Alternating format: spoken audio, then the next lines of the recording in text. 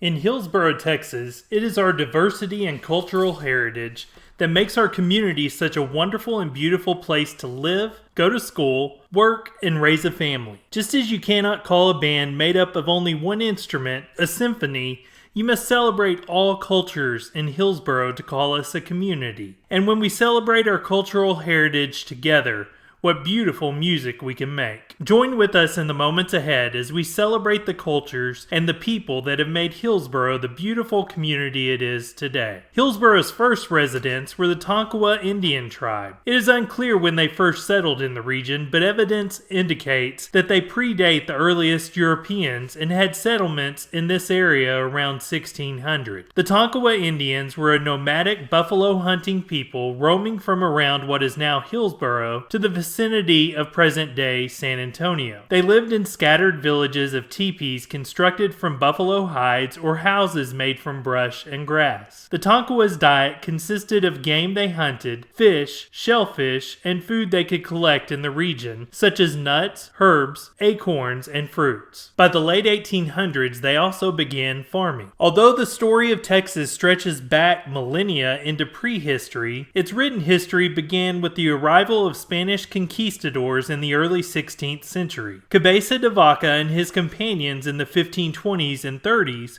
were followed by the expeditions of Coronado and De Soto in the early 1540s. From 1519 until 1821, the area where Hillsboro is today belonged to the country of Spain, except for a small time from 1685 to 1690 when France owned the region. Almost from the very beginning, Texas was a very popular region with settlers, and many tried to claim it for their own. In 1791, the area around Hillsboro was part of a famous attempt by former Vice President of the United States, Aaron Burr, and his friend and former Army General James Wilkinson. They sent a man named Philip Nolan to set up a fort about 20 miles northwest of where Hillsboro is, under disguise as a trader looking to capture wild horses. His real purpose was to map out the land near Hillsboro for Burr and Wilkinson to lead a revolt to create an empire for themselves in this region of Texas. The plan failed and Nolan was killed in a battle with Mexican troops at his fort near present-day Hillsboro, and his men were arrested and spent years in a Mexican prison. The location of the fort was on the northeast side of the Nolan River near present-day Texas State Highway 174, just north of Blum. In 1821, Mexico took ownership of the area near Hillsboro and continued to own it until 1836, when the Republic of Texas won their independence from Mexico and became their own country. In 1845, Texas, including Hillsboro, joined the United States of America. Hillsboro celebrates our Hispanic heritage in May of every year with our Cinco de Mayo celebration downtown. We would not be Texas or Hillsboro without the wonderful influence of our Spanish and Mexican heritage. African American heritage in the area of Hillsboro includes many hardships and triumph. 1 month after the surrender of Robert E. Lee's army at Appomattox, freedom from slavery came with Lincoln's Emancipation Proclamation in 1863, but African Americans in Texas were not made aware of their freedom until June 19, 1865, now commemorated as a holiday known as Juneteenth, which we now celebrate each June in downtown Hillsboro. Part of our great heritage locally in Hillsboro is the Peabody School. In 1885, a bond was issued for the construction of an African American school, which was built soon afterward. The school, named for George Peabody, who was a banker that gave money to the southern states following the Civil War, educated students in the African American neighborhood in Hillsboro known as Freetown. A brick building replaced the original frame structure in 1919, and it was used until the school moved in 1950. Peabody School's last graduating class was in the year 1966, with primary level classes held on the campus for several more years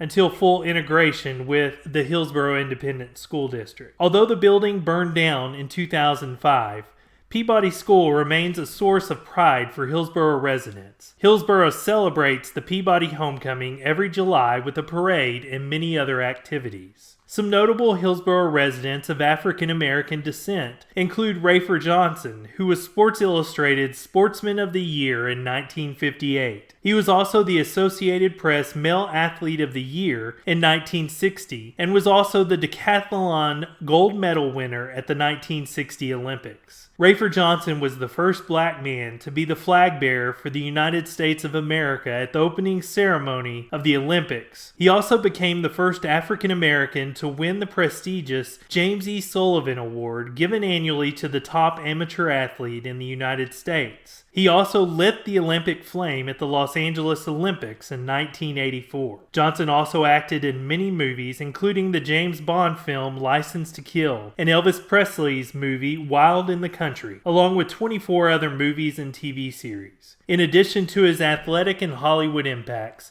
Johnson was also instrumental in establishing the Special Olympics in California and was constantly involved with the program until his death earlier this year. Faye Barnes was born in Hillsboro around 1900 and performed under the name Maggie Jones. She was a great blues singer in the 1920s, and her accompaniment was supplied by notables such as Louis Armstrong, Fletcher Henderson, Charlie Green, and Elmer Snowden. Her nickname was the Texas Nightingale, and on July 26, 1923, she became one of the very first female Texans to record a song. Lillian Glenn, a blues singer and vaudeville performer, was born in Hillsboro on May 10, 1902, and moved to Dallas when she was in her 20s. Texas blues singer Hattie Burleson discovered her singing in a church in Dallas and encouraged her to pursue a musical career. Dallas entrepreneur R.T. Ashford, who later helped found the Dallas Black Chamber of Commerce,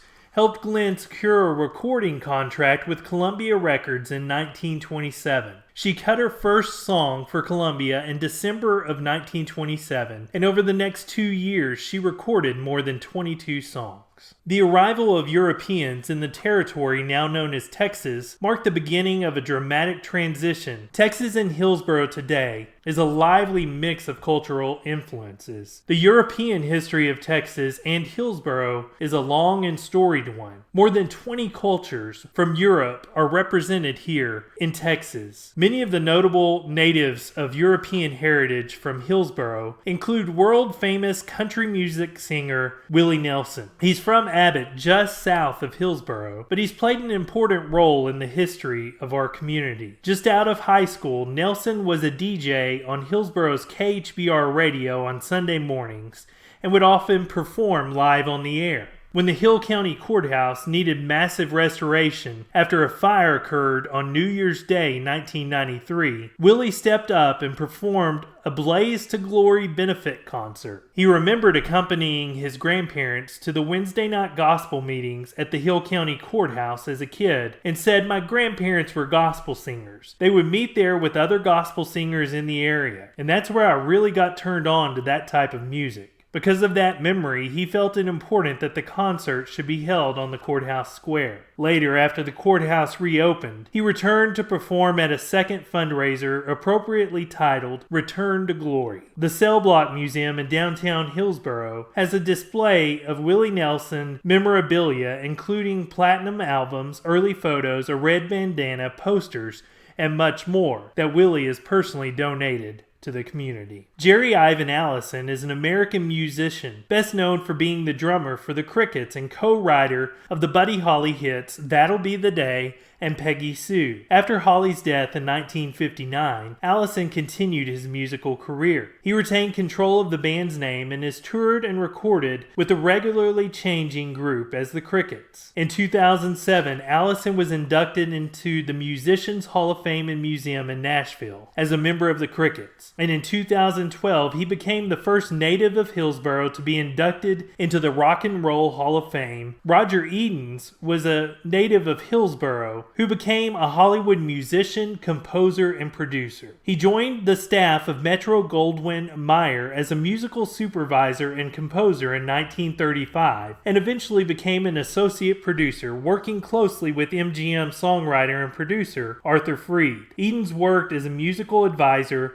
arranger, and producer on many noted films, including Born to Dance, The Wizard of Oz, Strike Up the Band, Babes on Broadway, Ziegfeld Follies, and Meet Me in St. Louis. He received the Academy Award for Best Score of a Musical Picture for Easter Parade, as well as On the Town and Annie Get Your Gun. Some films he worked on as associate producer include Showboat, An American in Paris, Funny Face, The Unsinkable Molly Brown, and Hello Dolly. The Edens helped produce many of the extravagant show numbers that have come to be associated with the great Hollywood musical. When The Sound of Music was first announced by 20th Century Fox to be directed by William Wyler, Edens was called on to be the associate producer. It was Edens who thought up the opening shot of the camera coming over the Alps to reveal Julie Andrews coming up over the hills singing "The Hills Are Alive with the Sound of Music." Although Wyler chose not to direct, Edens' brilliant opening concept was kept in by Robert Wise, who ended up becoming the director of the movie. It was Edens who tested Shirley Temple's singing ability to see if she would really be the right choice to play Dorothy in the movie The Wizard of Oz. When he decided that her singing just was not good enough, he made sure that Judy Garland became the preferred choice